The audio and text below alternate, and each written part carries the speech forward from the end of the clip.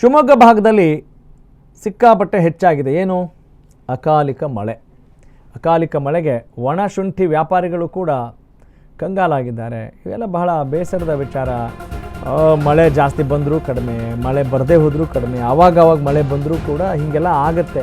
ಪ್ರಕೃತಿಗೆ ನಾವು ಹೊಂದ್ಕೊಳ್ಬೇಕಾಗಿದೆ, ಅನಿವಾರ್ಯತೆ ಇದೆ. ಕೆಲವೊಂದು ಸಲ ಸರ್ಕಾರ ಸೂಕ್ತ ನಿರ್ಧಾರಗಳನ್ನ ಕೈಗೊಳ್ಬೇಕು, ಅದರ ಜವಾಬ್ದಾರಿನೂ ಇರುತ್ತೆ. ಕೆಲವೊಂದು ಸಲ ಏನೂ ಮಾಡಲಿಕ್ಕಾಗಲ್ಲ, ಸರ್ಕಾರ ಕೂಡ ಕೈಕಟ್ಟಿ ಕುಳಿತುಕೊಳ್ಬೇಕಾಗತ್ತೆ ಪ್ರಕೃತಿಯ ವಿಚಾರ ಅಂತ ಬಂದಾಗ.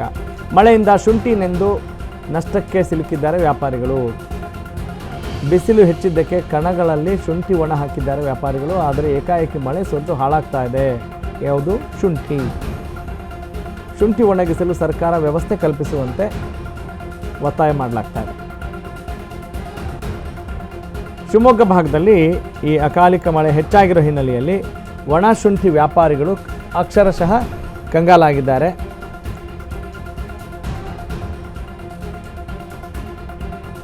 ನೋಡೋಣ ಅವ್ರು ಏನು ಮಾತನಾಡಿದ್ದಾರೆ, ಬನ್ನಿ ಕೇಳೋಣ. ರೈತರು ಮಳೆ ಬಂದು ಎಲ್ಲ ಶುಂಠಿ ಎಲ್ಲ ಹಾಳಾಗಿ ಕೊಚ್ಕೊಂಡು ಹೋಗಿ ಬಹಳ ನಷ್ಟ ಆಗಿದೆ.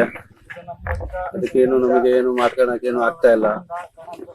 ಕಣ ಅವು ಇವು ಏನು ಮಾಡ್ಕೊಡೋದು ಸರ್ಕಾರದಿಂದ ಏನು ಸವಲತ್ತು ಕೊಡ್ತಾ ಇಲ್ಲ. ಇದೇ ಮಣ್ಣಲ್ಲಿ ಹಾಕ್ತಾ ಇದೆ, ತೆಗೆದು ಹಾಕ್ತಾ ಇದೀವಿ, ಎಲ್ಲ ನಷ್ಟ ಆಗ್ತಾ ಇದೆ. ಊರ್ ಬಿಟ್ಟು ಹೋಗ್ತಾ ಇದಾರೆ ಜನ, ಲಕ್ಷ ಗಂಟೆ ಲಾಸ್ ಮಾಡ್ಕೊಂಡು. ಈಗೆಲ್ಲ ಸಮಸ್ಯೆ ಆಗ್ತಾ ಇದೆ. ಪದೇ ಪದೇ ಮಳೆ ಬರ್ತು.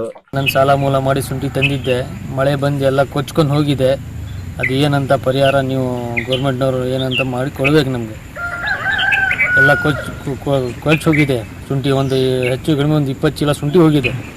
ನಾವು ಶುಂಠಿ ವ್ಯಾಪಾರ ಮಾಡ್ತೇವೆ.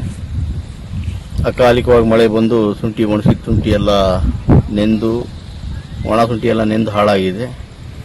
ಅದೇ ರೀತಿಯಲ್ಲಿ ಒಣಸಿದ್ದು ಮಳೆ ನೀರಿಗೆ ತೊಳ್ಕೊಂಡು ಹೋಗಿ ಲಕ್ಷಾಂತರ ರೂಪಾಯಿ ಲಾಸ್ ಆಗಿದೆ. ಅಕಾಲಿಕ ಮಳೆಯಿಂದ ತುಂಬ ಪರಿಸ್ಥಿತಿ ತೊಂದರೆ ಆಗ್ತಾ ಇದೆ.